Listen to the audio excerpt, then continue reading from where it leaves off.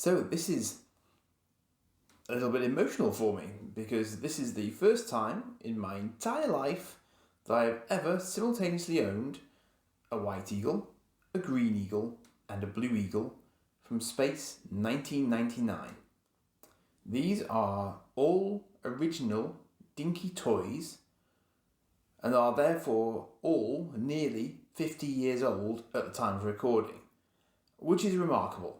And they have all made it down the timeline to this point so that I can show them to you in this video using a teeny tiny digital recording device able to reach the entire world, which is just a glint in someone's eye back when these eagles were created. So let's start at the beginning.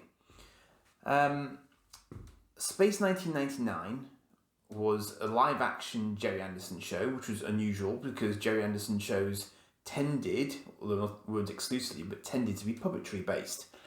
But because of their puppetry pedigree, their machines were always done really, really well. And these eagles are generally regarded as being pretty workable spacecraft. You know, people really love these things because they had real practical use and application. There was a logic to them.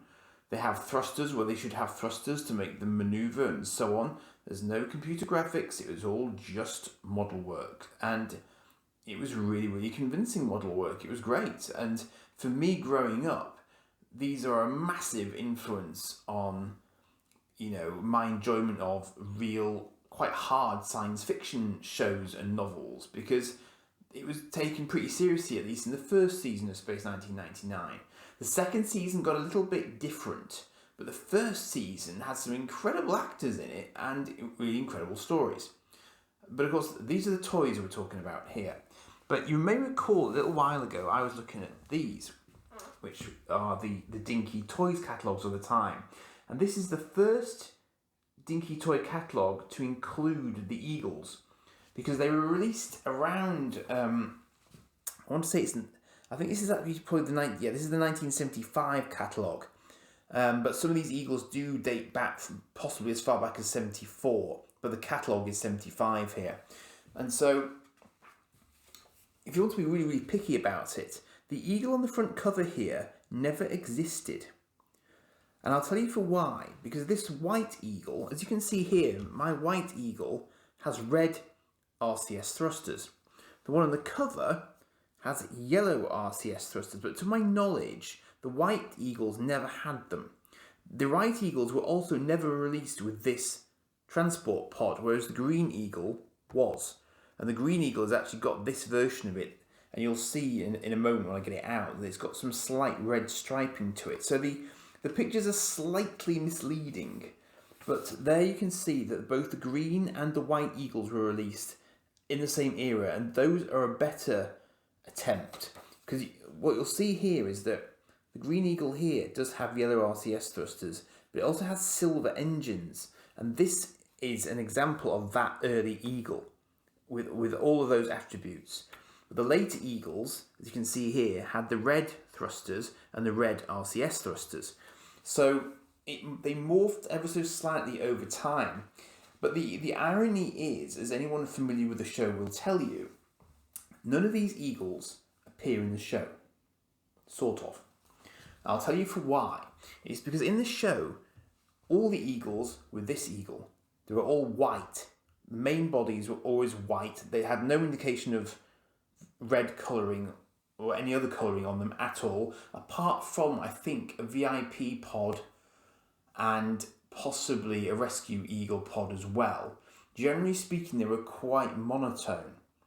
So, ironically, although you see a lot of people mixing up the pods because the pods are interchangeable, so nuclear waste carrying pod red, nuclear waste carrying pod white, and transport pod. And let's open this up now. This is an example, by the way, of the original packaging for the eagle. So this is an original, fully original eagle, which actually is largely responsible for me starting to get into collecting toys like this in the first place again, because this is probably the first one I picked up around sort of start of COVID times actually, because I happened to spot it in a store, and then I happened to ask if it was still available a little bit later, and lo and behold it was, and it turned out to be one of the really early Eagles, which I hadn't really appreciated at the time, because I never owned this one. All the ones that I had were with this sort of flavour, where you had the red plastic rather than the silver bells on the back for the engine. So I realised literally just the other day, I don't know why this hadn't occurred to me before. I don't know if it was a conscious decision on Dinky's part. I think Dinky thought that children would prefer the Eagles to be different colours to just white, which makes a certain amount of sense. But the blue Eagle came out last, I believe. Whereas, as I've just shown you, the white and the green versions were released at the same time. But the pods are wrong, effectively. So it wasn't until this blue Eagle came out as an Eagle freighter with a white nuclear canister carrying pod that you could actually then create at least two versions of what they should have looked like in the show. So basically, you had to wait until this one came out and have an example of all three before you could make one that was show accurate, more or less. Because this is not show accurate, because this pod, as you can see, is clearly bright red. It's also not, strictly speaking, a show accurate nuclear waste pod either. There have been some more recent releases which are more accurate to what actually appeared in the show, but this is the approach they took. So you had a little winch system here, and a lot of the magnets are missing, but there was a magnet on the end of a string. These are actually reproduction barrels. I just got myself some reproduction barrels for appearance's sake. The actual barrels are very, very, very similar. They're just a little bit rounder on top. Unfortunately, the ones I have examples of, for some reason, have completely lost their stickers.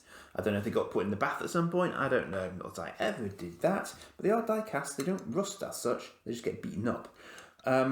So this Eagle is then nearest to the ones you got in the show. And they're really great toys because they've got springs in their feet. So if they have a hard landing, they just kind of absorb it. And as you can see, this mechanism here is what allows the various pods to be swapped about. That is literally it for playability, apart from the fact that, as you can see from the nose there, they are pretty tough and they do take a beating because this is metal. The frame here is plastic, but generally speaking, it lasts okay. And people in the know can reproduce these and fix them pretty straightforwardly. You know, you can get reproduction parts and all sorts of stuff. So I just really loved them growing up because they were just, you know, there were good weight to them. They are virtually indestructible. And they look like they do on the show. So you can recreate the show with them really easily. But the thing is, you see, because that's red, it doesn't look like it was in the show.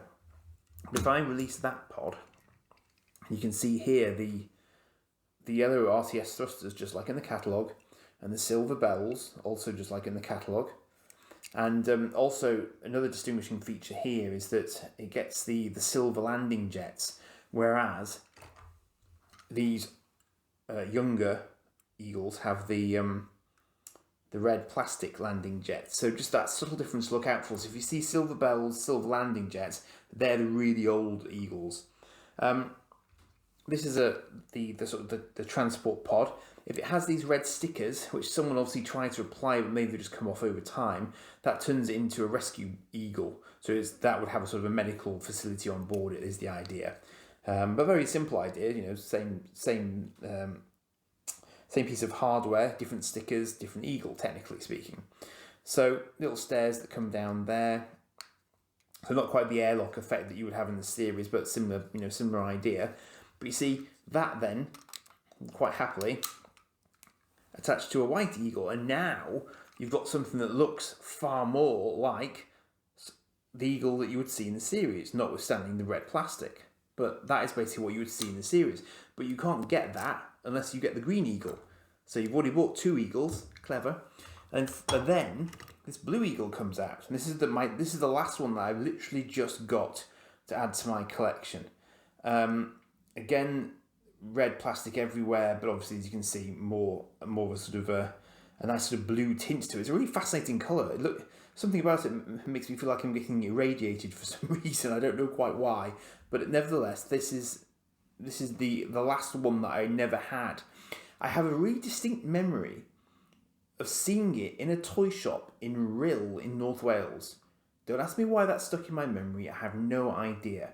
But I was only very little when these were first coming out, so I think they stayed in shops for a long time after their sort of final release runs. But they were in the Dinky catalogue for a long, long time. So if I now take that white nuclear waste pod, this little Moonbase Alpha sticker as well on the side of it, which is a nice little detail. Both of my pods have got that. And as you can see, it's exactly the same setup, it's just white. A little bit more string on this one actually, but still no magnet. But you can see they're made in England, so Eagle Freighter is what you're looking for there on the side. Not sure if you can actually make out a date on that. But that basically gives you, again, something that is more akin to what you'd actually see on the series as against the brighter coloured examples. But that was it. Those were the only variants. There is, I mean, there are so many different Eagle variants now, but these are the original Dinky versions from way back in the day, which I think is lovely. I'm really chuffed that I've managed to pick up a blue one eventually, because they are by far and away the hardest ones to find. I've found in terms of the time that I've been looking at them on eBay. It's been very, very hard to pick one up, especially with the pods. The pods you can often find just the Eagles, but finding the actual pods as well is a much taller order, because obviously these pods do get battered. This one you see a lot of variants of with the plastic there for the windows. I had one that had red plastic growing up, so when I first saw that I wasn't quite sure about it, but it's just one of the many variants of colours that were around basically. So generally speaking, I mean, you do see some wild variances in prices depending on their condition, but I would expect to be able to get an Eagle with a pod for probably about 80. You probably won't get the radioactive pods with it. And to explain, for those unfamiliar with the series, the radioactive pods are critical to the series in the sense that, spoilers, there's a massive nuclear explosion on the moon caused by the fact that they've been storing radioactive waste in large quantities, concentrated in particular sites on the moon, and then waste is stored in those canisters basically. So one of the early episodes of the series has them trying to redistribute the waste by using the Eagles to move the canisters away from each other, but it's too late by then. So that's why that's a thing basically. So there were various different pods that were around. There was a sort of there was like a sort of science laboratory pod, there was a booster pod, all sorts of stuff.